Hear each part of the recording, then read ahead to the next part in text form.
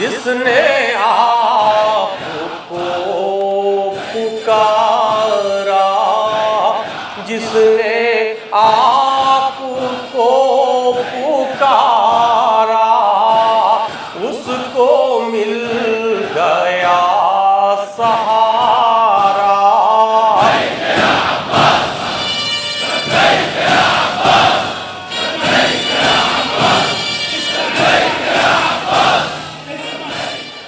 بارگاہ رسالت مآب صلی اللہ علیہ وآلہ وسلم میں تحفہ نعت پیش کرنے کی سعادت حاصل کر رہا ہوں۔ مختصراً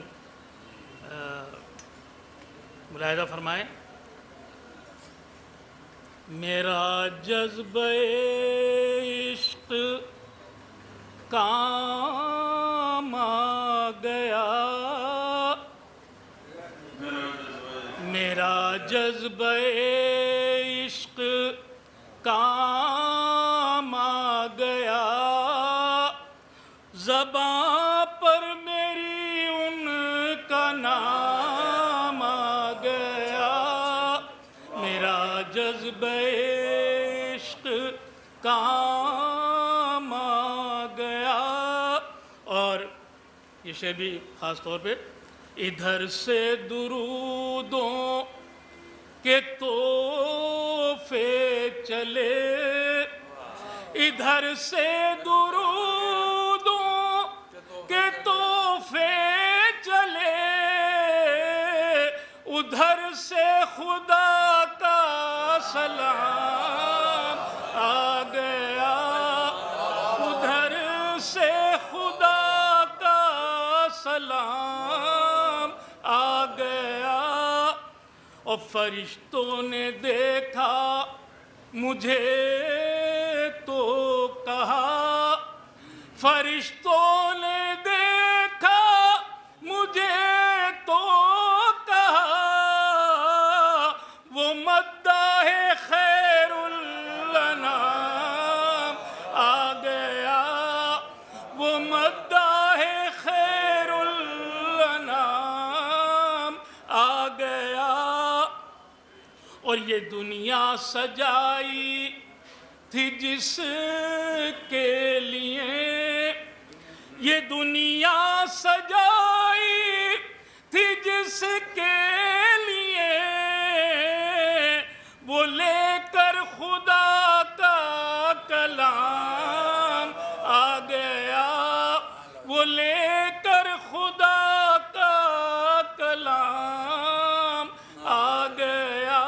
اور خاص طور پہ مقطع دیکھ لیں کہ کمال ہو گیا روزے میں شر، کمال کمال ہو گیا روزے میں شر، کمال میرے ہاتھ کو سر کا جام آ گیا، میرے ہاتھ کو سر کا جام آ گیا، میرا جذبہ عشق کا۔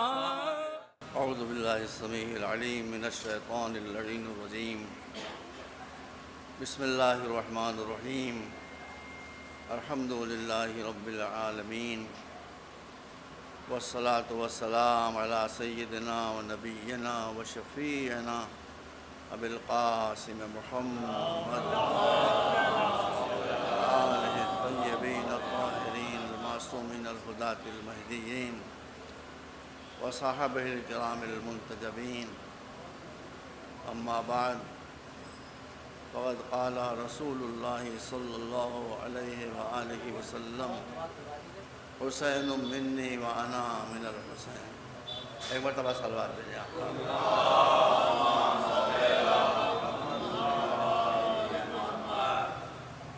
جس حدیث مبارک کا میں نے ذکر کیا ہے، یہ ان احادیث میں ہے جسے شیعہ محدثین اور سنی محدثین نے اپنی اپنی کتابوں میں ایک طرح سے ذکر کیا ہے۔ اس حدیث کے بارے میں بعد میں کچھ عرض کروں گا، मजलिसों को हालात हाजरा से और महफिलों को करंट प्रॉब्लम से काटा नहीं जा सकता। इस वक्त सूरत हाल ये है, कारी साहब मरज़ा फरमाएं, कुरान मजीद ने मुसलमानों को बताया था कि मुसलमानों का मनसब क्या है। मैं ये मनसब इसलिए बता रहा हूँ कि कुरान ने मुसलमानों का मनसब क्या बताया था, मुसलमानों ने अपने को कहाँ तक गिरा लिया। कुरान मजीद में मुसलमानों को उनका मनसब बताया जा रहा है, कुंतुम खैर उम्मतिन उखरिजत लिन्नास। देखिए यह है मुसलमानों का मनसब। मुसलमानों तुम वो उम्मत हो कि जिसे बरंगेख्ता किया गया था, इसलिए कि तुम सारी दुनिया के इंसानों के मसाइल हल करो। ये था हमारा मनसब कि हम दुनिया के जितने बीमार हैं उन सब के लिए नुस्खा शिफा लेकर जाएं, उनका इलाज करें। जो दुनिया भर के लिए डॉक्टर बनाए गए थे वो दुनिया भर के लिए मरीज़ बन गए। है बात क्या नहीं? यहाँ पर कौन सी वो बीमारी है जिसमें इस वक्त मुसलमान उलझे हुए नहीं? जहालत। आज खुशी की तारीख़ है, इसलिए मैं जो सख्त आयतें हैं वो नहीं पढ़ूँगा, वरना आपको मालूम होता कि कुरान ने हमको बता दिया है कि मुसलमानों का आखिरत में अंजाम क्या होगा, बता दिया है कुरान ने। इस वक्त मैं नहीं पढ़ूँगा। आज खुशी की तारीख़, आज रसूल को नवासा मिला है। आज हम इस खुशी में हुजूर से दुआ करें कि वो हमारे लिए, हम सब मुसलमानों के लिए अल्लाह की बारगाह में शिफाअत करते हैं और दुआ फरमाएं हम सब के लिए कि वो इस्लाम के जो वाकई इस्लाम नाम है उस तक हम पहुंच जाएं। जब उस तक हम पहुंच जाएंगे तो हमारी मुसीबतें खुद ही दूर हो जाएंगी। अजीज़ों, हम सारी दुनिया की बीमार इंसानों के लिए हकीम और तबीब और डॉक्टर बनाकर भेजे गए थे। आज कौन सी वो बीमारी है जो मुसलमानों में नहीं है? भाई यहाँ हिंदू मुसलमान सुन्नी शिया सब हैं, सिख हज़ार भी तशरीफ़ फरमा हैं। जहालत सबसे बड़ी बीमारी है। दुनिया की सारी कौमों में सबसे बड़ी जहालत मुसलमानों में है। गुर्बत उससे बड़ी बीमारी है, इसके भी हम शिकार हैं। लड़ाई झगड़ा बहुत बड़ी मुसीबत है, इसमें भी हम फंसे हुए हैं और ये बहुत बड़ी मुसीबत है। मैं शिया और सुन्नी दोनों हज़रात से कह रहा हूँ, इस्लाम में 73 फ़िरक़े होंगे, भाई हमें उससे कोई ताल्लुक़ नहीं है। अगर मुसलमानों में 73 फ़िरक़े हैं तो हिंदुओं में 7300 फ़िरक़े हैं। बताएं आपको, आप हिंदू, आप तशरीफ़ फरमाएं आज तो था, पूछिए आप उनसे, जाके विवेकानंद जी की किताब पढ़ो हिंदू मज़हब को समझने के लिए। 7300 फ़िरक़े हैं।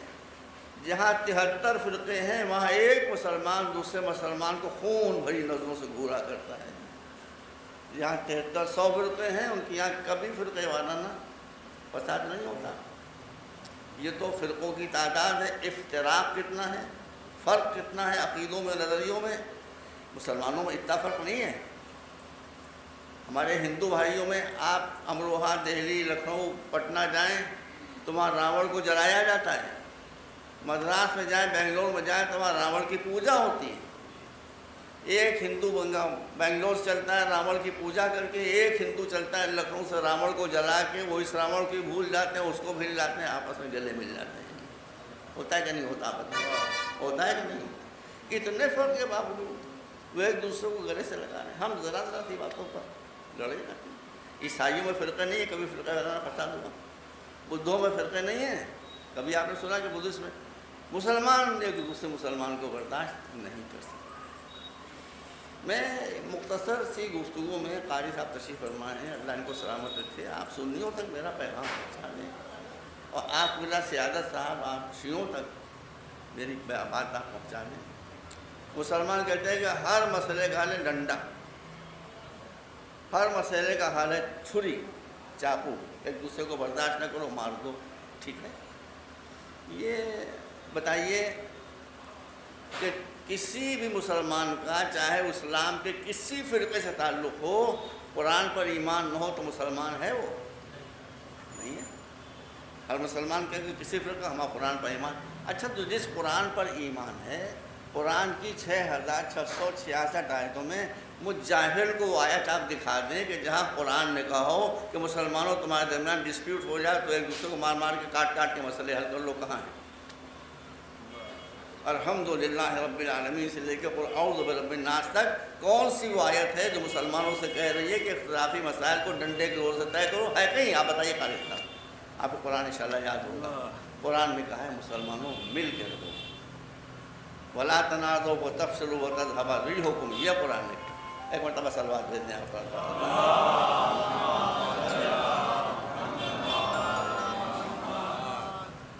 ایک مرتبہ صلوات۔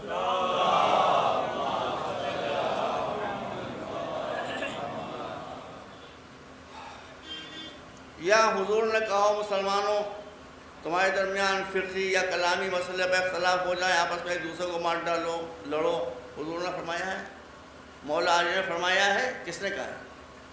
لڑنے کا حکم کس نے دیا؟ قرآن نے حکم دیا ہے؟ نہیں۔ رسول نے حکم دیا ہے؟ نہیں۔ مولا علی فرماتے ہیں؟ نہیں۔ تو پھر ہم کیوں لڑ رہے ہیں؟ بٹ یہ مسٹ بی سم تھنگ، کسی کا تو حکم آپ مان رہے ہوں گے۔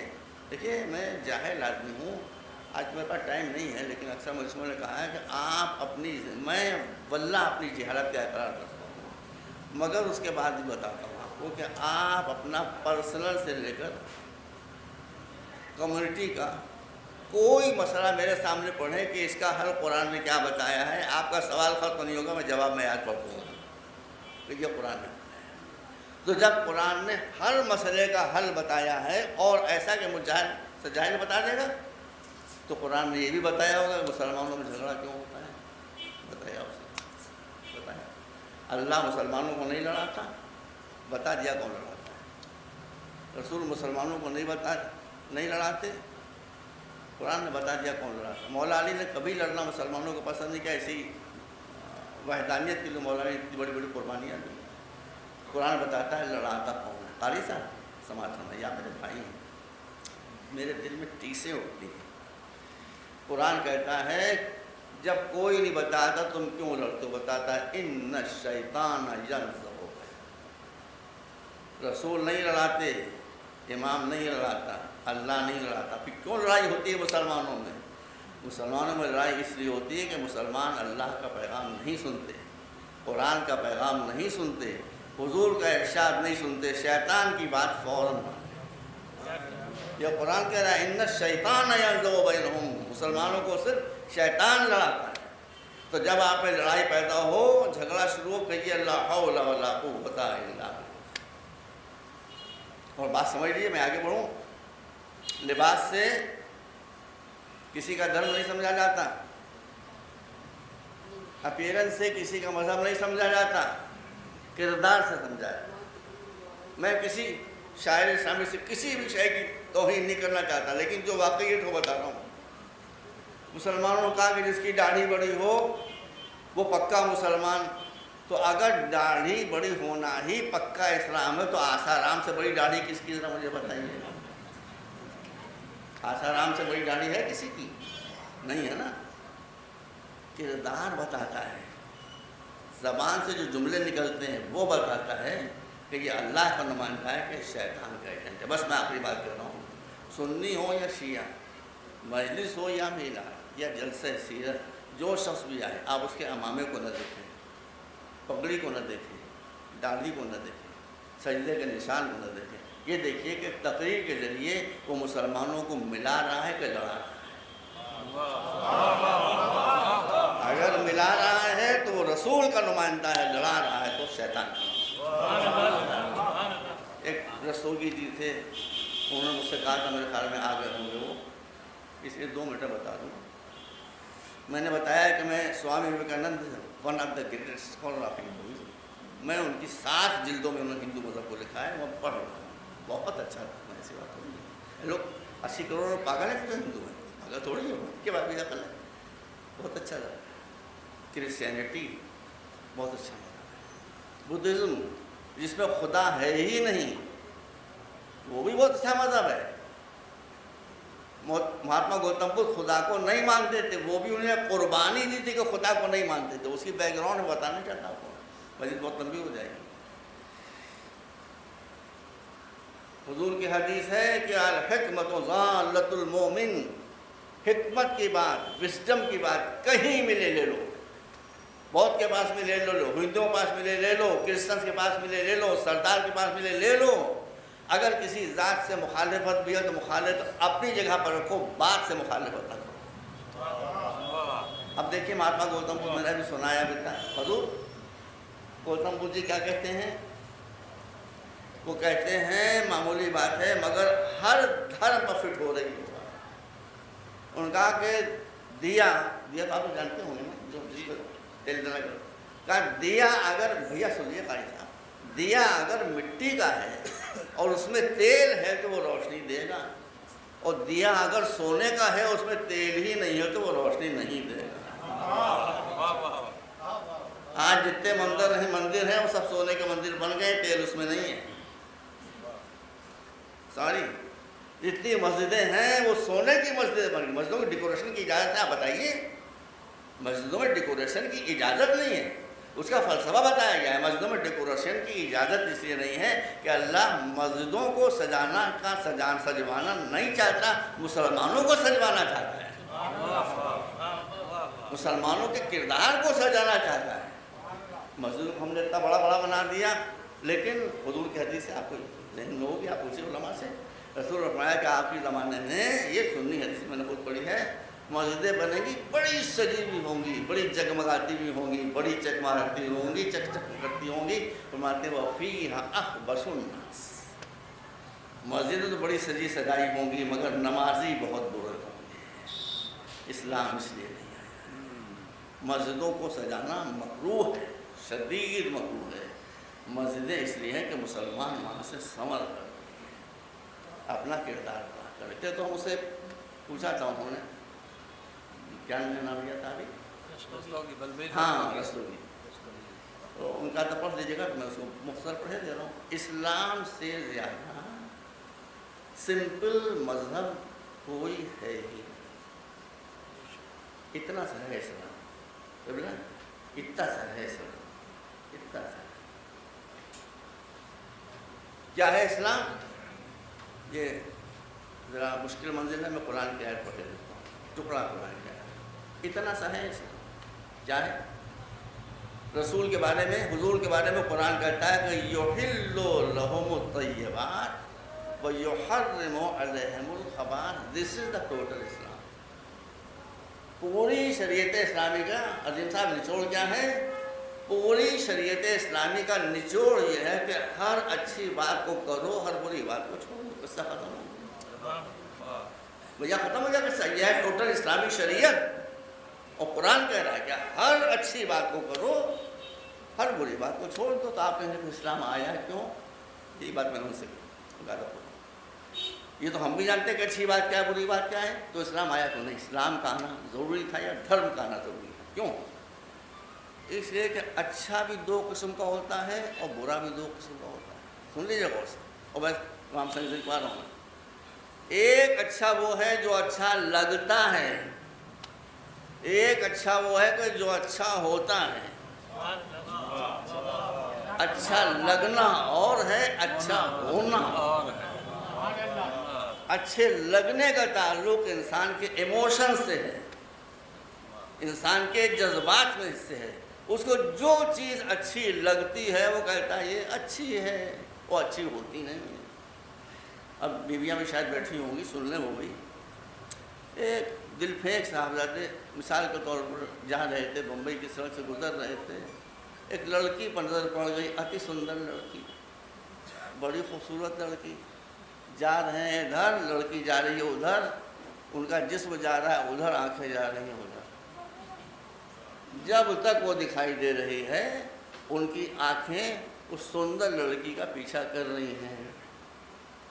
لکھنؤ میں یہ ہو چکا ہے بھائی، یہ لکھنؤ میں میرے محلے میں ہوا ہے، گول دروازہ اسٹریٹ کے اوپر۔ ادھر سے ایک صاحبزادے جا رہے تھے بائیسیکل کے اوپر، ادھر سے ایک بس آ رہی تھی، یہ ہمارے محلے کا واقعہ ہے، ادھر سے ایک بس آ رہی تھی، اتفاق سے اسی وقت اوپر کی ایک کھڑکی کھلی، ایک چاند اس میں جگمگایا، انہوں نے آنکھ اٹھا کر دعائے ہلال پڑھنا شروع کر دیا۔ دعائے ہلال پڑھنا شروع کر دیا۔ اب سائیکل جا رہی ہے ادھر، خود جا رہے ہیں، نگاہیں جا رہی ہیں ادھر، بس نے ڈیش کیا، شہید محبت ہو گئے۔ یہ ہے اچھی لگنے والی چیز کے پیچھا کرنے کا۔ میں نے پوچھا تم کیوں گھوم رہے تھے؟ مولانا بڑی خوبصورت لڑکی تھی، بڑی سندر لڑکی تھی، زیور ہی بہت اچھا، نگاہیں میری جم گئیں اس کے اوپر۔ اب آج وہ لڑکی 16 17 18 سال کی ہے، کل وہ 80 سال کی ہو گئی۔ اب میں نے اس سے کہا بھائی یہ وہی لڑکی ہے، اب اس کو دیکھنے کو تیار نہیں، اس لیے کہ جو شے سنیے، جو شے اچھی لگتی ہے اس کا حسن چند منٹ کا ہوتا ہے، زیادہ نہیں ہوتا۔ وہی لڑکی جس کے چہرے سے نظر ہٹنے پر تیار نہیں تھی، آج صرف دیکھنے پر تیار نہیں، بغبغے لٹک گئے، جھرنیاں پڑ گئیں، آنکھوں پر اینک لگ گئی، کمر جھک گئی، اب کوئی دیکھنے کو بھی تیار نہیں۔ یہی لڑکی، میں ایجوکیشن کو نہیں چھوڑوں گا بھائیوں، یہی لڑکی اگر واقعی اچھی ہوتی، اس نے محنت سے پڑھا ہوتا، تعلیم حاصل کی ہوتی، اور آپ اس کو اچھا سمجھتے اس لیے کہ اس میں واقعی اچھائی ہے، صورت کی اچھائی جذباتی ہے، علم کی اچھائی عقل کی اچھائی ہے۔ اچھا انسان ہے یعنی اس کو عقل اس کو طے کرتی ہے۔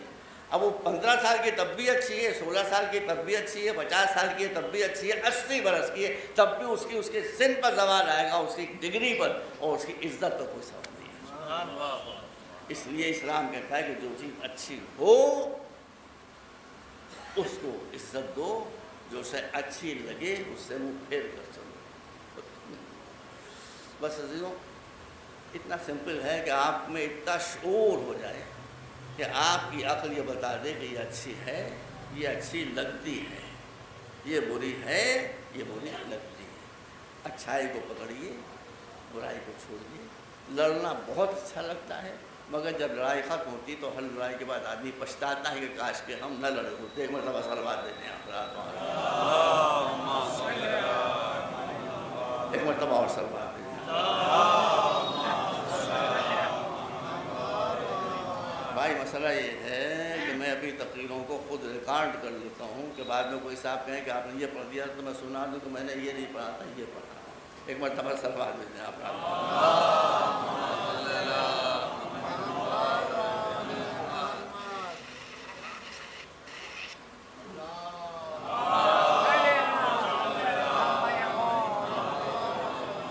بس اب ذرا آپ غور سے سماعت فرمائیے۔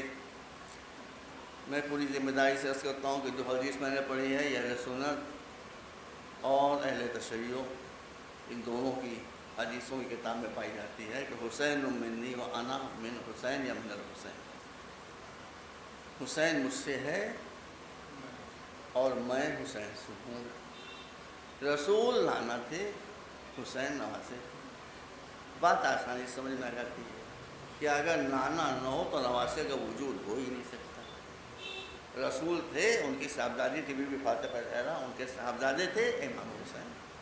اسے بات سمجھ میں فوراً جاتی کہ حسین رسول سے ہیں، ادروائز جو ہے معاملہ وہ سمجھ میں نہیں آتا کہ حسین رسول سے ہیں، یہ تو سیدھا سادہ آدمی سمجھ لے گا بھائی یہ نواسے ہیں، وہ نانا ہے، رسول کیسے حسین سے ہو جائے؟ اس کلام میں جو گہرائی ہے قاری صاحب، وہ گہرائی بتاتی ہے کہ یہ رسول کا کلام ہے۔ انسان کا کوئی بھی ذہن اتنا گہرا کلام پیش نہیں۔ بھیا اے بیٹا آپ نہ اٹھنا، بس ایک مرتبہ صلوات پڑھیں آپ۔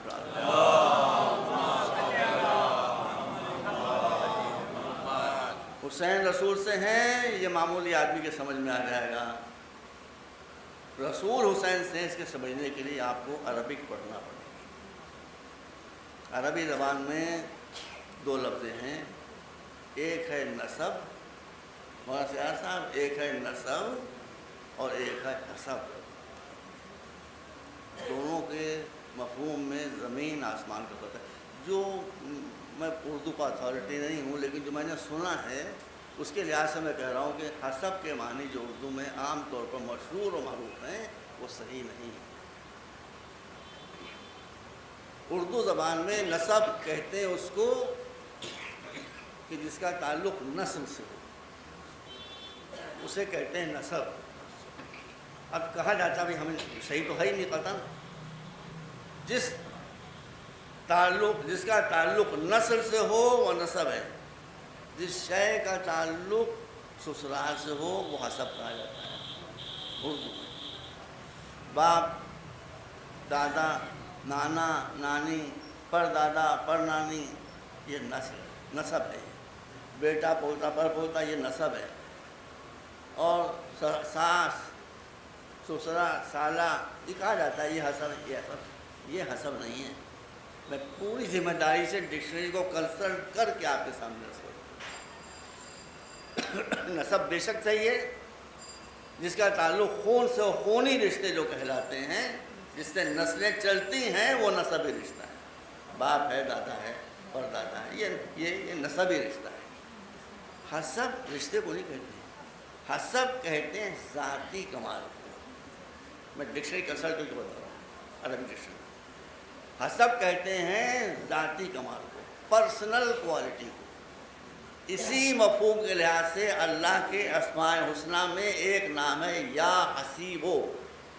حسیب، اس کا روٹ حسب ہے، بڑی ہے سین بے، اس کا روٹ حسب ہے۔ حسیب کے معنی کیا ہیں؟ یعنی وہ عزت اللہ کی کہ جو اس کے ذاتی کمالات کی وجہ سے اس کو حاصل ہوتی ہے، اس کے لحاظ سے اس کا نام ہے حسیب۔ جب آپ یہ سمجھ گئے تو اب مشکل کو حل کر لینا آسان ہو جائے گا۔ سمجھ گیا؟ نسب کا تعلق ہے دادا پر دادا، سکر دادا، نانا پر نانا، اس سے، اور حسب کہتے ہیں ذاتی کمال۔ تو جب حسب نسب کہا جائے تو اس کا مطلب یہ ہوتا ہے کہ انسان کا نسب کے اعتبار سے کیا مرتبہ ہے اور ذاتی کمالات کیا ہیں اس کے، یہ ہے حسب نسب کا مطلب۔ اب نسب کی وضاحت کر دوں۔ رسول اللہ تشریف فرما ہے، گود میں ایک بچہ ہے 2 برس 2.5 3 برس کا، جس کا نام ہے حسین۔ رسول اللہ اس بچے سے بہت پیار کرتے تھے۔ جو رسول کا وفادار ہے وہ حسین سے پیار کرنے کے لیے مجبور ہے، اس لیے کہ سنت رسول ہے حسین سے پیار کرنا۔ آپ بھی کہ پیار کریں گے، آپ بھی کریں گے، آپ بھی کریں گے، سب کریں۔ کون سنی ایسا ہے، بکتے ہیں شیعہ، کون سنی ایسا ہے کہ جو اہل بیت سے پیار نہیں کرتا؟ میں جھوٹ نہیں بولتا، ہر سنی اہل بیت سے پیار کرتا ہے، سوائے داعش کے، سوائے طالبان، سوائے القاعدہ کے۔ اللہ کا شکر ہے کہ وہ اہل بیت سے محبت نہیں کرتے، اسی کی سزا مل رہی ہے ان کو۔ جو اہل بیت سے محبت نہیں کرتا، دنیا میں اللہ اس کو سزا یہ دیتا ہے کہ وہ بے رحم ہو جاتا ہے۔ جو مسلمان آپ کو بے رحم دکھائی دے، سمجھیے کہ اس کا اہل بیت سے کوئی تعلق نہیں ہے، چاہے وہ سنی ہو اور چاہے وہ شیعہ ہو، کوئی سنی شیعہ کا مسئلہ نہیں۔ اب بچہ رسول کی گود میں آرام کر رہا ہے، نانا نواسے سے پیار سے بھری باتیں کر رہا ہے۔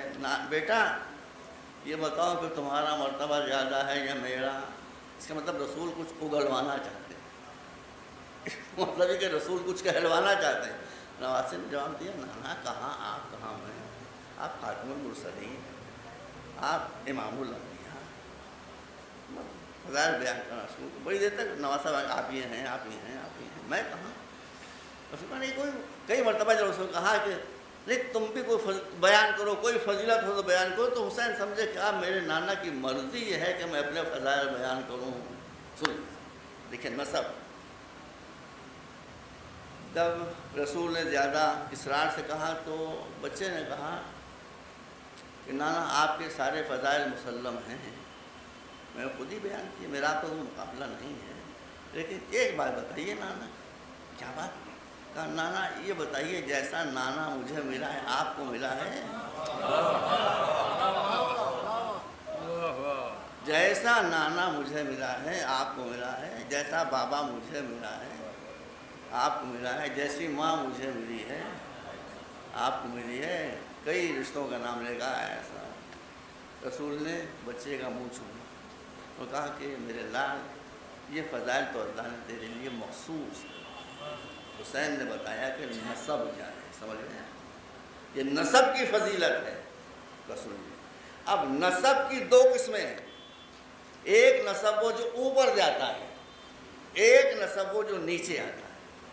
جو اوپر جاتا ہے نسب وہ ہے باپ، دادا، پردادا، سکر دادا، اور اس کے آگے لکڑ دادا شاید ہوتا ہے، جتنا اوپر آپ چلتے جائیے نسب اوپر جا رہا ہے، نیچے آتا ہے نسب بیٹا پوتا پڑوتا پر پوتا، یہ نسب نیچے جا رہا ہے۔ تو میں آپ بتاؤں کہ حسین کا نسب کیسا ہے، اوپر جاتا ہے تو کیسا ہوتا ہے، نیچے آتا ہے تو کیسے ہوتا ہے۔ حسین کا نسب جب اوپر جاتا ہے تو نبوتیں ہی نبوتیں، نیچے آتا ہے تو امامتیں ہی امامتیں۔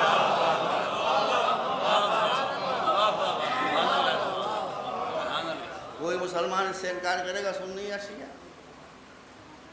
حسین کا وہ نسب ہے جو اوپر جا رہا ہے، یہ حسین کا یہ نسب ہے کہ جو نیچے آ رہا ہے، اوپر چلا تو نبوتیں ہی نبوتیں نبوتیں ہی نبوتیں آدم تک، حضرت آدم تک، نیچے چلا تو امامتیں ہی امامتیں امامتیں، یہ حسین کا نسب ہے۔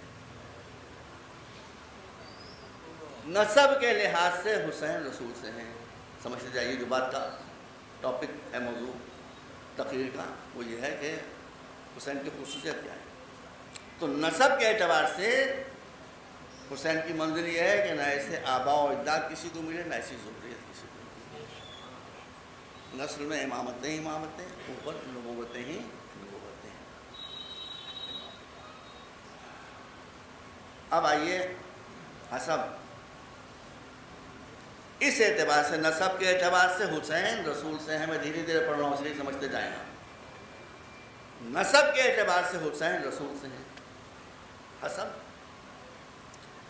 حسب انسان کا ذاتی کمال کیا ہے، قرآن بھی آیا اس کا استعمال میں پڑھ نہیں ہوں، قرآن ان معنوں میں قرآن میں استعمال آیا ہے۔ حسین کی ذاتی فضیلتیں کیا ہیں؟ دیکھیے، جو انسان پست نظر ہوتے ہیں ان کی زندگی ان کا مقصد ہوتی ہے۔ جیسے آج کل کے ہمارے نیتا، یہ سیلف اورینٹڈ ہے، ان کی جو تقریر ہوتی ہے اس میں کتنی میٹھی میٹھی باتیں کریں، بات ہوتی ہے اپنی، میری پوزیشن، میرا پیسہ، میری دولت، میرا منصب۔ حضرت مودی جب الیکشن میں آنے والے تھے تو ہندوستان کے کونے کونے میں تقریریں کرتے پھر رہے تھے کہ ہم کو لائیے تو اچھے دن آئیں گے، ہم کو لائیے تو اچھے دن آئیں گے۔ ان کو آئے ہوئے 1 سال سے زیادہ ہو گیا، اچھے دن آئے انہیں کے اچھے دن آئے۔ جب وہ چائے والے تھے تو معمولی کپڑے پہنتے تھے، ہم کو توہین نہیں کر رہے ان کی، تھے مگر واقعی ہے۔ جب وہ چائے بیچتے تھے تو معمولی میلے کچیلے کپڑے پہنتے تھے، جب پردھان منتری ہوگا تو 10 لاکھ کا کوٹ پہننا شروع کر دیا۔ ان کے دن بدل گئے۔ میرے جسم پر جو قمیض تھی وہ قبا تھی وہ نہ بدلی، یہ نہیں بدلی، جیسے میں پہلے پہنتا تھا ویسے اب بھی پہنتا رہوں گا مرتے دم تک۔ تو دن تو اچھے آئے مگر پھر مودی جی کے آئے، ہندوؤں کے اچھے دن نہیں آئے، غریبوں کے اچھے دن کسی نہیں آئے، کسانوں کے اچھے دن نہیں آئے، مہنگائی پر کوئی اثر پڑا کوئی نہیں پڑا، کرپشن میں کچھ کمی آئے، کچھ کمی، اچھے دن کہاں سے آئے؟ پھر مودی جی کے اچھے دن آ گئے۔ اور میں آپ کو بتا دینا چاہتا ہوں، یہ عقیدے کی بات ہے، ایک مودی نہیں سینکڑوں مودی آتے رہے ایک دوسرے کے بعد، مودیوں کے آنے سے اچھے دن نہیں آئیں گے، مہدی کے آنے سے اچھے دن آئیں گے۔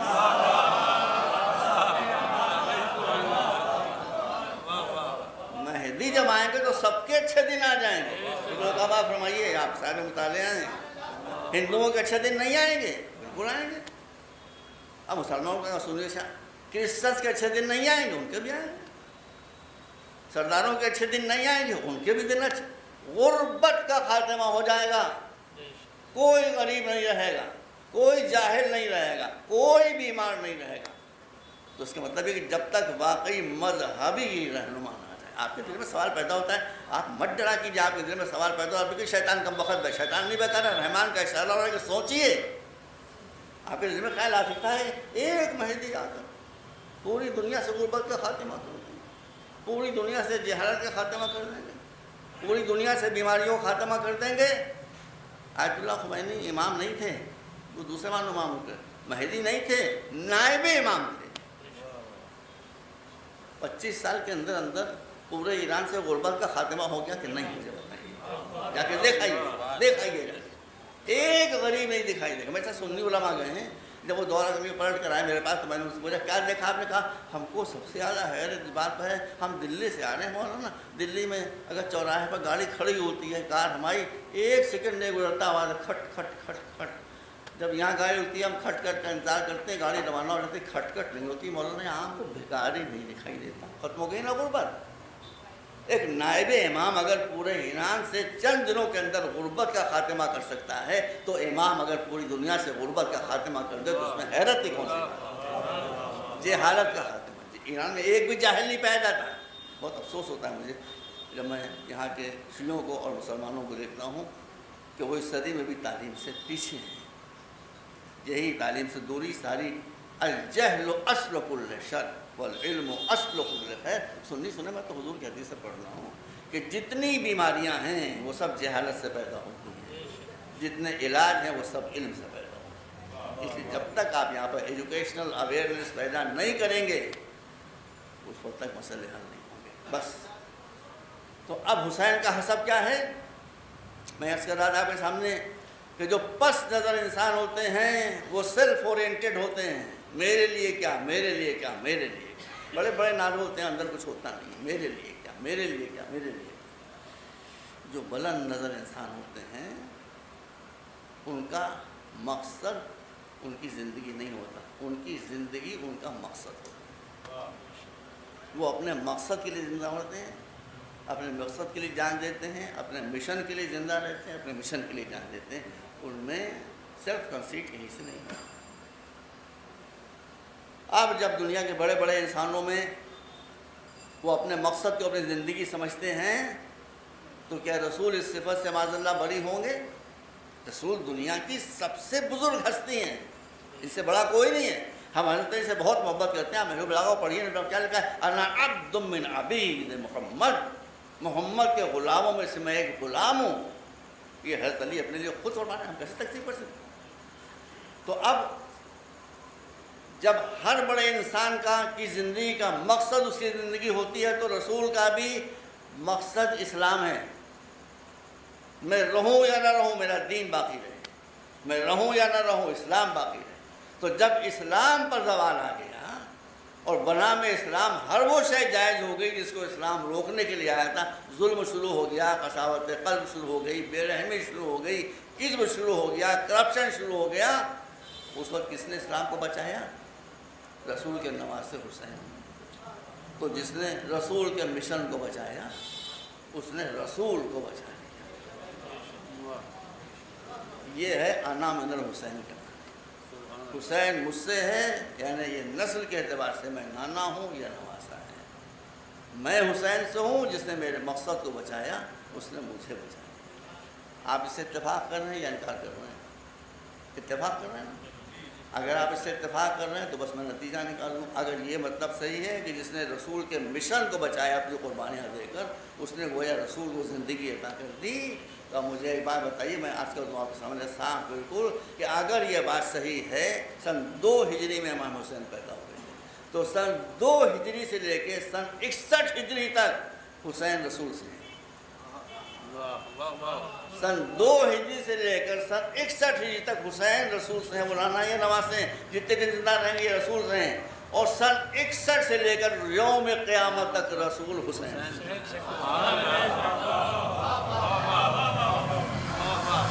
اس لیے کہ انہوں نے رسول کے دین کو بچایا، رسول کی شریعت کو بچایا۔ ایک مرتبہ صلوات دیں آپ لوگ۔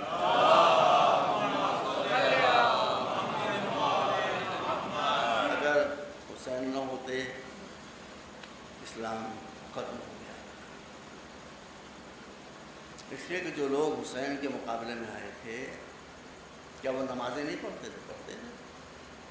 کیا وہ قرآن نہیں پڑھتے تھے؟ حافظ قرآن تھے، اس میں سب کرتے تھے، نماز بھی پڑھتے تھے، روزہ بھی رکھتے تھے، داڑھیاں بھی تھیں۔ مگر اسلام داڑھیاں رکھوانے کے لیے نہیں آیا ہے، فقط اسلام فقط نمازیں پڑھوانے کے لیے نہیں، یہ مینز ہے، یہ وسائل ہے۔ نماز کا مطلب یہ ہے، نماز پڑھ رہے ہو تو نماز جو کردار پیدا کرنا چاہتی ہے وہ کردار تمہیں پیدا کرنا۔ اگر وہ کردار نماز تمہیں پیدا کر دیا تو یہ نماز ہے، ورنہ دھوکہ ہے۔ روزہ جو کردار، بھائی میں کیا کہوں، آپ بیٹا آپ میں نے گلاب کے برابر ہیں، روزے کے لیے کیا ہے؟ روزے رکھتے ہو، روزے رکھ مر جاؤ، روزے رکھتے کہاں ہے قرآن میں؟ قرآن میں ہم نے روزے تم پر واجب کیے لعلکم تتقون. روزہ مینز ہے، روزہ وسیلہ ہے، منزل یہ ہے کہ تمہارا کردار پاکیزہ ہو جائے. تو اگر کردار پاکیزہ نہیں ہوا تو آپ وسیلے سے جم کر رہ گئے، منزل تک نہیں پہنچے. میری بات کو سمجھیے، یہ اسلام کا مقصد یہ تھا. اسلام آیا ہے مسلمانوں میں بصیرت پیدا کرنا. قرآن پر میرا ایمان، نماز پر میرا ایمان، روزے پر میرا ایمان، مگر اس ایمان کے ساتھ ساتھ ایک مسلمان میں اتنی بصیرت پیدا ہو جائے کہ اس کو دین کے نام پر دھوکہ نہ دیا جائے، مذہب کے نام پر دھوکہ نہ دیا جائے. سب سے بڑا دھوکہ مذہب کے نام پر دیا جاتا ہے، سب سے بڑا دھوکہ دین کے نام پر دیا جاتا ہے. میں معمولی سی بات اس کو دوں اور آپ اس کو اپریشیٹ کریں گے. دین کا ٹارگٹ ہے انسان میں جذبہ قربانی پیدا ہو جانا، سینس آف سیکریفائس پیدا ہو جانا. اگر وہ دوسروں کے درد و دکھ کے لیے اپنے دکھوں کو بھولا جا رہا ہے تو وہ مسلمان ہے، اور اگر اس میں خود غرضی ہے، نفس پرستی ہے، تو یہ اسلام کے نام پر دھوکہ ہے. کربلا میں داڑھیاں بھی تھیں، نمازیں بھی تھیں، مگر اس کے اندر کیا چھپی ہوئی بات تھی؟ نمازیں ہوں، روزہ ہو، قرآن ہو اور رحم نہ ہو تو دھوکہ ہے. رسول کے لیے جو لقب اللہ نے دیا وہ کیا ہے؟ رحمت للعالمین. آج شیعہ سنیوں کو برداشت نہیں کر پا رہے ہیں، سنی شیعوں کو برداشت نہیں کر رہے ہیں. اسلام میں ایک گناہ وہ ہے کہ جس کے لیے نص قرآنی ہے، سنی اور شیعہ سب سنیں کہ یہ گناہ معاف نہیں ہوگا. ان اللہ لا یشرک بہ، اللہ ان اللہ لا یغفر ان یشرک بہ، اللہ کبھی معاف نہیں کرے گا کہ تم اللہ کے ساتھ شرک کرو. اللہ، سن لیجیے بیٹا، اللہ شرک کو برداشت نہیں کر سکتا.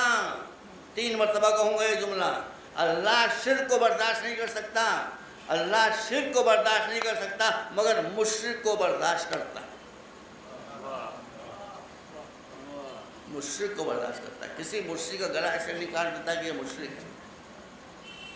مشرک بھی اگر کسی مصیبت میں پھنستا ہے تو اس کی مصیبت دور کرتا ہے. کوئی مسلمان کیا کر سکتا ہے؟ فتح مکہ کے موقع پر حضور آئے ہیں مکے میں، اتنے سادہ لباس میں ہیں، کوئی پہچانتا ہی نہیں کہ انہیں نے مکہ فتح کیا. پھٹے ہوئے کپڑے، ٹوٹی ہوئی جوتی، چلے جا رہے ہیں. یہ واقعہ شیعہ سنی دونوں کتابوں میں مستند واقعہ ہے. میں نے کہا کہ شرک کو اسلام برداشت نہیں کر سکتا مگر مشرک کو کرتا ہے. آپ نے دیکھا پٹا ہوا لباس، معمولی انداز سے جا رہے ہیں، دیکھا ایک مورتی پوجا کرنے والی عورت لنگڑا لنگڑا کے چل رہی ہے، سر کے اوپر لکڑیوں کا گٹھر رکھا ہوا ہے.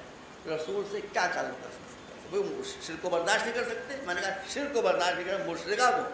آگے بڑھے، کہا بی بی تو بڑھیا ہے، تو لنگڑا کے چل رہی ہے، تجھ سے یہ بوجھ نہیں اٹھ رہا ہے، یہ بوجھ اللہ میں اپنے سر پر رکھ دوں، میں وہاں پہنچا دوں.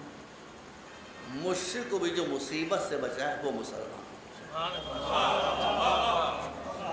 شرک برداشت نہیں کا، مشرک کو برداشت کیا. تو بیٹا آپ بتائیے میں غلط کر رہا ہوں؟ اب آپ بتائیے، بڑے بڑے سنی علماء کو لے آئیے اور بڑے بڑے شیعہ علماء کو لے آئیے، مجاہد کو بھی لے آئیے.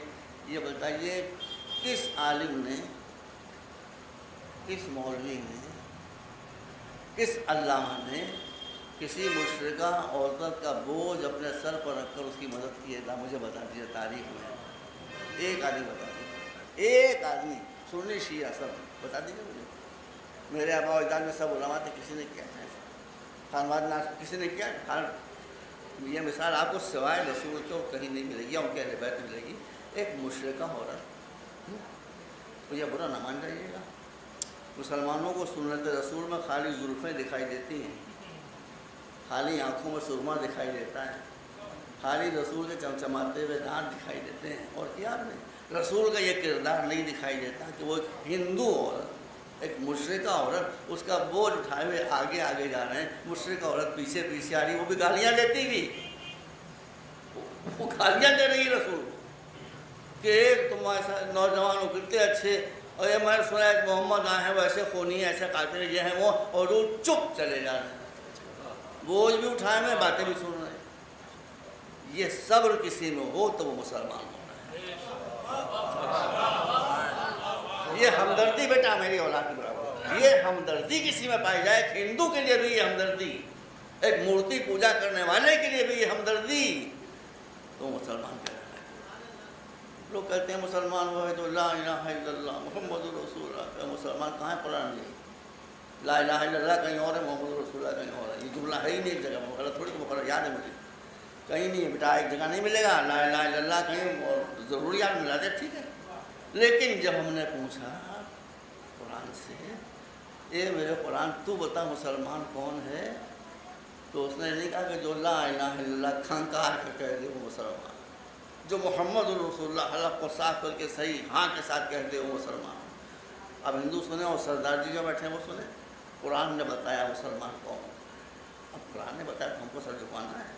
قرآن نے بتایا کہ افنجعل المسلمین کالمجرمین. یہ قرآن کی ڈیفینیشن ہے اسلام کی. قرآن کہتا ہے جو مسلمان ہوگا وہ کرمنل نہیں ہوگا, جو کرمنل ہوگا وہ مسلمان نہیں ہوگا.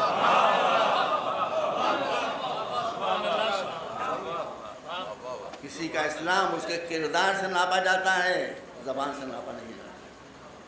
بس عزیزوں, اسلام پر جب وقت پڑا تھا اچھے اچھے لوگوں کے قدم ڈگمگا گئے تھے, اس لیے کہ اسلام پر پردہ ڈال دیا. اندر کچھ اور تھا. کردار سے انسان مسلمان اور غیر مسلم ہوتا ہے. رسول کی نظروں میں حسین کا مرتبہ کیا تھا؟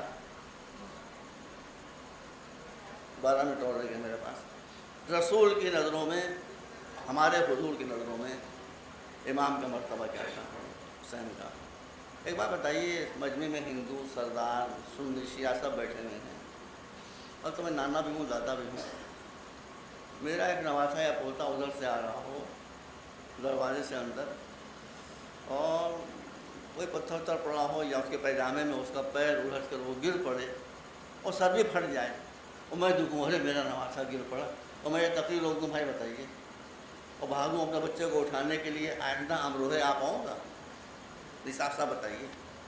امروہے والے کہیں گے یہ کیسے مولانا ہے کہ بچہ گر گیا تو جہاں ذکر رسول ہو رہا تھا اس کو چھوڑ دیا, جہاں جھوم کا قرآن پڑھ رہے تھے اس کو چھوڑ دیا, جہاں ذکر اہل بیت کہہ رہے تھے اس کو چھوڑ دیا. اب مجھے آپ آنے دیں گے دوبارہ کہ ہم ان کی باتیں سے یہ منافق ہے, مسلمان نہیں ہے. اپنا بچہ اتنا پیارا, ورنہ میں کروں گا بھی نہیں. یہ ذکر جاری رہے گا چاہے میرے جتنے بچے سب گرے, میں اٹھوں گا نہیں یہاں سے. مگر اٹھوں گا کب اٹھوں گا؟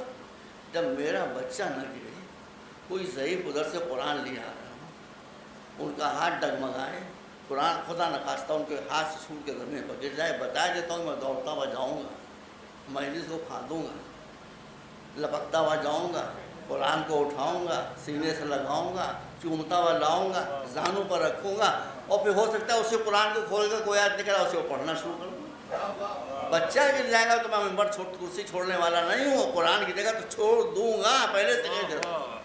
جب میں یہ نہیں کر سکتا تو رسول یہ کیسے کریں گے کہ حسین بچپنے کے عالم میں گھر سے باہر نکلے, دروازہ کھولا, مسجد میں آئے, لڑکھایا قدم وہ گر پڑے. ارے میں اپنے بچے کے لیے ممبر چھوڑ کر نہیں جاؤں گا. رسول نے کیسے ممبر چھوڑ دیا؟ رسول صحابہ کرام کو پھاندتے ہوئے گئے, جا کر بچے کو اٹھایا, چومتے ہوئے لائے, زانوں پر بٹھایا حسین کو, بچے کو, اور حسین کی فضیلت میں حدیثیں پیش کرنا شروع. میں کہوں گا رسول یہ آپ نے کیا کیا؟ کہا کہ یہ دکھانے کے لیے کہ اس بچے کو بچہ نہ سمجھو, یہ قرآن کا ایک پارہ ہے کہ جو زمین پر سمجھیے حسین کا وقت. ہمارے عقیدے مضبوط ہیں, رسول کے برابر کوئی نہیں ہے, لیکن رسول کے بعد رسول کی نسل, رسول کی کچھ تو نسب کی وجہ سے اور کچھ حسب کی وجہ سے, ذاتی کمال. ایک اور بات آپ کو یاد دلانا, نماز سے بڑی کوئی عبادت نہیں ہے. عبادتوں میں سب سے پہلے نماز ہے, افضل الاعمال ہے, یہ افضل الاعمال ہے, اس سے بڑی کوئی عبادت نہیں ہے. لیکن میں سچا واقعہ بتا رہا ہوں. اب میرا بچہ جس کا حسین میاں نام ہے, ماشاء اللہ جوان ہو گیا ہے, یہ آج جوان تو کل بچہ بھی تھا. اس کی 4-5 سال کی 3-4 سال کی عمر ہے بھی. سچا واقعہ بتا رہا ہوں, میں قضا خانے بیٹھا ہوں, میں نماز پڑھ رہا تھا, سچا بات. نماز میں سجدے میں گیا، میرا بچہ آیا وہ چکر میری پیٹھ پر بیٹھ گیا۔ جب میری پیٹھ پر بیٹھ گیا تو میں نے یوں یوں یوں کرنا شروع کیا کہ سمجھ لے کہ یہ مجھے اچھا نہیں لگ رہا ہے۔ وہ بیچارہ اتر گیا گھبرا کے۔ تو میں نے کان پکڑا کہ یہ گھوڑا نہیں ہے، یہ اللہ کی نماز ہے، آئندہ میری پیٹھ پر نہ بیٹھنا۔ کیوں کیا میں نے یہ؟ نماز میں پیٹھ پر بیٹھنا جسارت ہے۔ میں نے بچے کو تنبیہ کر دی، اس نے پھر کبھی نہیں۔ بھائی جب میں یہ کرتا ہوں تو رسول یہ کیوں نہیں کرتے؟ رسول نماز پڑھ رہے ہیں اور نماز جماعت ہو رہی ہے، اسی نماز جماعت کے بیچ میں حسین آ گئے اور رسول سجدے میں چلے گئے ہیں۔ اب روایات اختلاف ہے، لیکن کم ہوئے جو جس ہے وہ یہی کہ رسول نماز جماعت پڑھا رہے ہیں، صحابہ کرام پیچھے نماز پڑھ رہے ہیں، بچہ نکلا اور وہ تمام صفوں کو کراس کرتا ہوا پہلی صف، دوسری صف، تیسری صف جا کر اپنے نانا کی پیٹھ پر بیٹھ گیا۔ تو میں اگر یوں یوں کر کے اس کو بتا دوں کہ بھائی اترو میری پیٹھ سے، گھوڑا گدھا نہیں ہے، رسول چپکے ہیں، چپکے ہیں رسول۔ رسول کو 70 مرتبہ تسبیح پڑھنا پڑی ہے، عام طور پر 3 مرتبہ یا زیادہ سے زیادہ 7 مرتبہ پڑھ سکتے ہیں، 70 مرتبہ کی اجازت نہیں ہے، مکروہ شدید ہے کیا 70 مرتبہ کہیں سبحان ربی اعلیٰ، 70 مرتبہ رسول نے پڑھا۔ اس کے بعد بچہ اس سے اترا، رسول نے بعد بھی نہیں کہا یہ کہ آج تو تم نے کیا حسین کل سے نہ کرنا، یہ ایسی بات ہے، اللہ کی نماز ہے، اس سے بڑھ تو کوئی مسئلہ نہیں ہو۔ تو اب رسول حسین کی پشت سے نہیں اترے، بلکہ نماز رسول، سجدہ رسول اس بات کا انتظار کر رہا ہے کہ نماز رسول اپنی خوشی سے پشت سے اترے تو نماز کی گاڑی آگے بڑھے۔ یہ میں نے لفظ سمجھ جان بوجھ کے استعمال کیا ہے۔ میں ریل پر سفر بہت کرتا ہوں، آپ لوگ بھی کرتے ہوں گے۔ کبھی آپ کسی گاڑی سے جا رہے ہیں جو بہت فاسٹ نہیں، ایکسپریس ہے خالی، اور وہ کسی اسٹیشن پر رک گئی جہاں اس کا شیڈول نہیں، وہاں رک گئی، آپ کی یہاں کیوں رک گئی، کسی کیوں رک گئی۔ تھوڑی دیر کے بعد جب ایک گاڑی اس کو پاس کرتی ہوئی نکلتی چلے گئی اڑتی ہوئی، تب لوگوں نے بتایا کہ آپ کی گاڑی اس لیے روکی گئی تھی کہ یہ زیادہ اہم نہیں تھی، اس لیے اس کو روک دیا گیا۔ وہ سپر فاسٹ گاڑی تھی، اس لیے اس کو چلا دیا گیا۔ تو اس کا مطلب ہے کہ جس کا مرتبہ کمزور ہوتا ہے اسے روکا جاتا ہے، جس کا مرتبہ زیادہ ہوتا ہے اس کو تھرو دے دیا جاتا ہے۔ میں نماز سے بڑھ کر کسی عبادت کو نہیں سمجھتا، لیکن نماز فروع دین میں ہے، امامت ہمارے اعتبار سے اصول مذہب میں ہے۔ اس لیے جب حسین پشت پر بیٹھ گئے آ کر تو حسین کو انتظار نہیں کرنا پڑا رسول کے سجدے کا، رسول کے سجدے کو نماز کے عالم میں حسین کے اترنے کا انتظار۔ ایک مرتبہ سلوات کریں آپ۔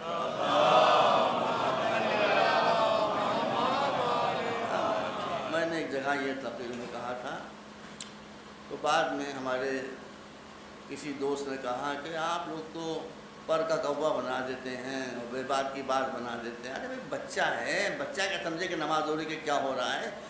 بچوں کو تو گھوڑے پر بیٹھنے کا شوق ہوتا ہے، اس کے لیے تو نماز میں کوئی سجدے میں اب غلطی بات ہو گئی۔ وہ تو میرا بچہ مجھے گھوڑا سمجھ رہا تھا، میری پیٹھ پا کے بیٹھ گیا۔ تو میں نے عرض کیا کہ نہیں، گھوڑے ووڑے کی بات نہیں ہے، میں نے کچھ کہنا نہیں چاہتا تھا ایسی بات، کہا نہیں بات تو یہی ہے۔ تو میں نے کہا کہ اگر گھوڑے والی بات ہوتی تو رسول اکیلے نماز نہیں پڑھ رہے تھے، مسجد میں بہت سے گھوڑے موجود تھے، جتنے صحابہ تھے، صحابہ کرام وہ سب سجدے میں تھے، تو حسین کسی گھوڑے پر سوار ہو جاتے۔ لیکن جب حسین ہر سب سے گزرتے ہوئے رسول کے پاس پہنچی اور رسول کی پشت پر سوار ہوئے، اس کا مطلب ہے کہ اپنا مرتبہ دکھا رہے، جو حسین کا مرتبہ ہے۔ یہ مرتبہ حسین نے کیوں دکھایا؟ یہ مرتبہ حسین نے اس لیے دکھایا کہ یہی حسین کہ جو آج رسول کی پشت پر نماز کے عالم میں سوار ہو رہا ہے، تقریباً 60 یا اس سے کچھ کم برسوں کے بعد وہ حسین تھا کہ جو سجدے میں ہے اور پشت پر قاتل سوار ہے۔ دکھانا تھا کہ میں وہ حسین ہوں کہ جب نماز پر وقت پڑے گا تو میں سجدے میں ہوں گا، میرا قاتل میری پشت پر آ جائے گا اور میرے سر کو جنبش نہیں ہوگی اور میرے جسم کو جنبش نہیں ہوگی۔ بس عزیزوں، وقت ختم ہو رہا ہے۔ کسی حد تک آپ کو احساس ہو گیا ہوگا کہ حسین کی عظمت کیا ہے۔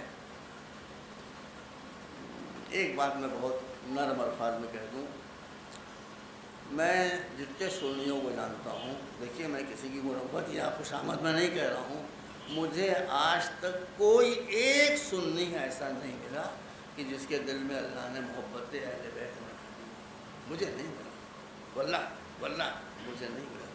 اور جن کے دل میں محبت اہل بیت نہیں ملی، میں نے خدا کا شکر ادا کیا کہ اللہ نے ان کو محبت اہل بیت سے دور رکھا ہے، اس لیے کہ یہ نجس لوگ ہیں، جیسے طالبان، جیسے القاعدہ، جیسے داعش۔ اچھا ہے کہ ان کے دل محبت اہل بیت سے خالی ہے۔ آج میں آپ کو وقت ختم ہو چکا ہے، اس لیے میں سمیٹ کے کہہ رہا ہوں، مجھے معلوم ہے بھئی ہمارے دیش میں 20 کروڑ مسلمان ہیں، 20 کروڑ مسلمان آتنکوادی تھوڑی ہیں، یہ 20 کروڑ، لیکن ہیں کچھ نہ کچھ ان میں بھی ایلیمنٹ ایسے ہیں کہ جو آتنکواد کو پسند کرتے ہیں۔ اور پولیس کو اب معلوم ہو گیا ہے کہ آتنکوادی کون ہوتا ہے اور کون نہیں ہوتا، وہ 1 منٹ میں سمجھ لیتے ہیں۔ کئی قصے میرے سامنے ہیں، کئی قصے ہیں۔ پولیس کیسے سمجھ لیتی ہے؟ بنارس میں واقعہ ہو چکا ہے، پوچھ لیجیے۔ پولیس سے سمجھ لیتی ہے کہ جو پولیس ہے وہ پکڑ کر آئے کہ یہ آتنکوادی ہے، اس کے منہ پر کالا کپڑا پڑا ہے، ہاتھوں میں رسیاں بندھی ہوئی ہیں۔ بھئی میرے علم ہے واقعہ بنارس کا۔ وہ جب SSP کے پاس لایا گیا، منہ پر کپڑا پڑا ہوا، اور کہ یہ آتنکوادی ہے، اسی گھر میں یہ ملا، یہ ملا، یہ ملا۔ اس آتنکوادی سے انہوں نے پوچھا تم یہ بتاؤ کہ تم ماتم کرتے ہو کہ نہیں کرتے؟ اگر اس نے کہہ دیا کہ ہم ماتم کرتے ہیں، ماتم اسی وقت ہتھکڑیاں کھلوا دیتے ہیں۔ ہندو سمجھ گئے ہیں کہ جو ماتم کرتا ہے وہ آتنکوادی نہیں ہوتا۔ کہتے ہیں دکھاؤ سینے پر نشان ہے ماتم کا۔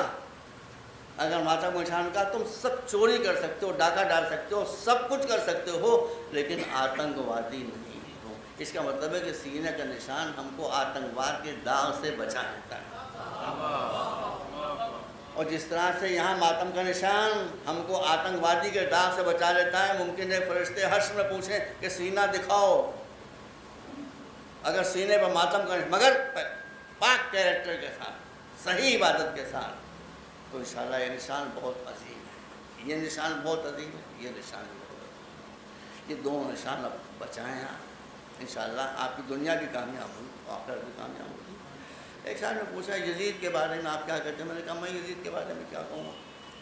خواجہ حسن نظامی صاحب جو حسن ثانی کے والد تھے، ان کا واقعہ کو سنا دیتا ہوں۔ کسی ایک نے ان سے پوچھا کہ خواجہ صاحب یہ بتائیے کہ آپ یزید کو کیوں برا کہتے ہیں؟ یزید تو کربلا کے میدان میں تھا بھی نہیں، تو ابن زیاد کے سے پسر سعد و سیم یہ سوائے انہوں نے امام کو قتل کیا تھا، اب وہ تو جیسے آدمی تھے آپ جان۔ انہوں نے کہا بھائی آپ برا نہ مانیں تو عرض کروں؟ کہا نہیں، برا ماننے کی بات سن لیں۔ کہا کہ بات یہ ہے کہ مجھے تو آپ کی عقل کتے سے بھی کم دکھائی دیتی ہے۔ آدمی کہا مجھے کتا بنا چاہیے، میں نے پہلے ہی کہتے تو بگڑیے گا نہیں، یہ صحیح بات کر لیں۔ آپ بتائیے، برا نہ مانیے، اگر آپ کتے کو ڈھیلا ماریں تو کتا ڈھیلے کے اوپر بھونکے گا یا آپ بھونکے گا؟ اگر کوئی کتے کو ڈھیلا مارے تو کتا ڈھیلوں پر بھونکے گا یا اس آدمی پہ بھونکے گا جس نے ڈھیلے پھینکے تھے؟ تو کہا اس آدمی پہ بھونکے گا۔ کہاں کے شمر و ابو پسر سعد یہ سب تو ڈھیلے تھے، پھینکا تھا یزید نے۔ تو اگر ہم یزید کو بری کرتے تو شاید ہماری عقل جو ہے وہ کتے سے بھی زیادہ کم۔ بات صحیح یہی ہے، یزید کو مت چھپائیے۔ سب سے بہتر گواہ اس کا بیٹا ہے، بیٹے نے اپنے باپ کے لیے کیا ڈیمانڈس پاس کیے، کیوں تب تو حکومت کو چھوڑ دیا؟ آپ کیوں ایسے کے ساتھ جاتے ہیں کہ جس کے جانے کے بعد آپ کی نجات خطرے میں پڑ جائے؟ رسول کا دامن پکڑیے، رسول کے بعد جو رسول کے صحابہ کرام ہیں، سچے صحابہ، ان کا دامن پکڑیے، اہل بیت کا دامن پکڑیے۔ حسین، میں نے بہت سے لوگ مجھے ملے یزید کی حمایتی، میں نے کہا میں ایک دعا کرتا ہوں، آپ اس پر آمین کہیے۔ پہلے کیا دعا میں کرتا ہوں؟ یا اللہ مرنے کے بعد میرا حشر رسول کے ساتھ ہو اور اہل بیت رسول کے ساتھ اور حسین کے ساتھ۔ میں نے کہا کہیے آمین، آمین کہیے۔ میں نے کہا اب میں کہتا ہوں آپ دعا کیجئے کہ میرا ساتھ یزید کے ساتھ ہو، میرا حشر یزید کے ساتھ ہو۔ یزید کی تعریف کرنے والے بھی یزید کے ساتھ حشر کرانے پر گوارا نہیں کر سکتے، یہ ہمیں مطلوب ہے۔ اس لیے میں بارگاہ الہی میں دعا کرتا ہوں میرے محبوب ہم کو اپنی رحمت سے مایوس نہ فرما، مسلمانوں کو متحد رکھ، مسلمانوں کے درمیان سے افتراق کی آندیاں، انتشار کی آندھی، یہ اللہ کا عذاب ہے مسلمانوں۔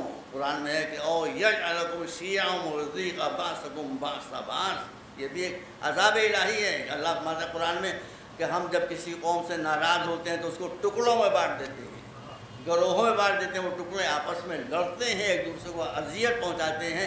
یہ صورتحال اس لیے کہ انہوں نے ہماری نافرمانی کی، اس لیے ہم نے ان کو اس عذاب میں مبتلا کیا۔ تو مسلمانوں کا آپس میں لڑنا یہ عذاب الہی ہے۔ اور ہمارے یہاں بس میں آخری بات کہہ رہا ہوں، میں کئی جگہیں کہہ چکا ہوں، میں کہتا رہوں گا، اس لیے کہ ابھی ہمارے سب سے بڑا مرجع ہیں، مجتہد ہیں سب سے بڑے۔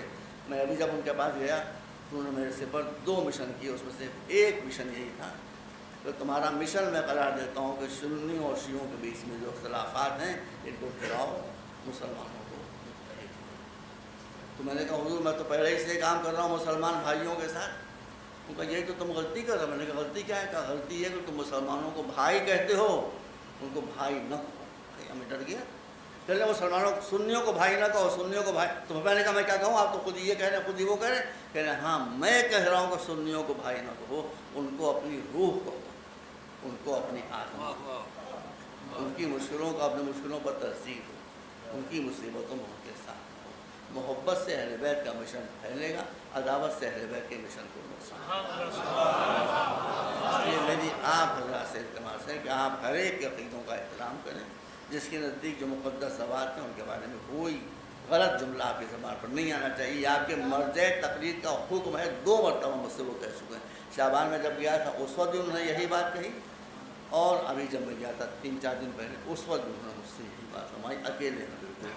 اور پھر ہمارے علماء کیسے ہوتے ہیں، مجھے افسوس ہے میں لایا نہیں ہوں۔ السفیر ایک میگزین نکلتا ہے کربلا محلہ سے، اس میں آیت اللہ خمینی کا، آیت اللہ سیستانی کا وہ پیغام ہے جو انہوں نے جنگ پر جانے والے سپاہیوں کو دیا ہے۔ اس کو جہاد کہتے ہیں۔ قبلہ میں آپ کو دکھا دوں، عربی میں ہے آیت اللہ سیستانی نے کو کیا پیغام دیا ہے۔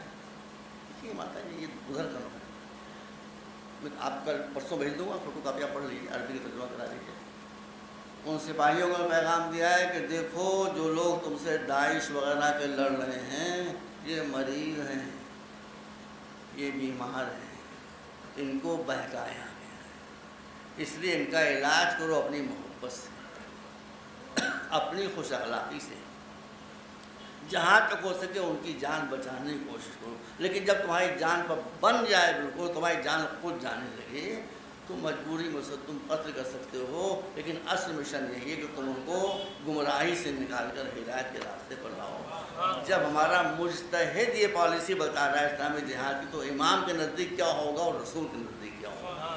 یہ ہے وہ جہاد اسلامی جس پر ہم فخر کر سکتے ہیں۔ بس جو میں اللہ کی بارگاہ میں دعا کرتا ہوں، میرے معبود میری سب سے پہلی دعا ہے کہ میرے گناہوں کو معاف کر، مجھے توفیق اور توبہ کا رحمت فرما، مجھ سے ناراض نہ ہو، مجھے توفیق عطا فرما کہ جو امور میرے پیش نظر ہیں اگر وہ صحیح ہیں تو اس میں مجھے ثبات قدم دے، اور میری خدمتوں میں کامیابی کی عطائی فرما برحمتک یا ارحم الراحمین۔ مسلمانوں سے ان سارے مصیبتوں کو دور کر دے، اور مسلمانی کیا تو رب العالمین ہے، تیرے رسول رحمت للعالمین ہے، تو پورے انسانوں کا پیدا کرنے والا ہے، پورے انسانوں کے لیے رحمت بن کر آئیں۔ لہذا جتنے بھی انسان ہیں، چاہے وہ ہندو ہوں، چاہے مسلمان ہوں، چاہے کرسچن ہوں، چاہے اللہ کے ماننے والے ہوں، چاہے اللہ کے نہ ماننے والے ہوں، سب کو اپنی رحمت کے سائے میں لے لے، سب کی مصیبتوں کو دور کر سب کو توفیق ہدایت عطا فرما برحمتک یا ارحم الراحمین انک علی کل شیء قدیر برحمتک یا ارحم الراحمین ربنا تقبل منا انک انت السمیع العلیم وتب علینا انک انت التواب الرحیم برحمتک یا ارحم الراحمین۔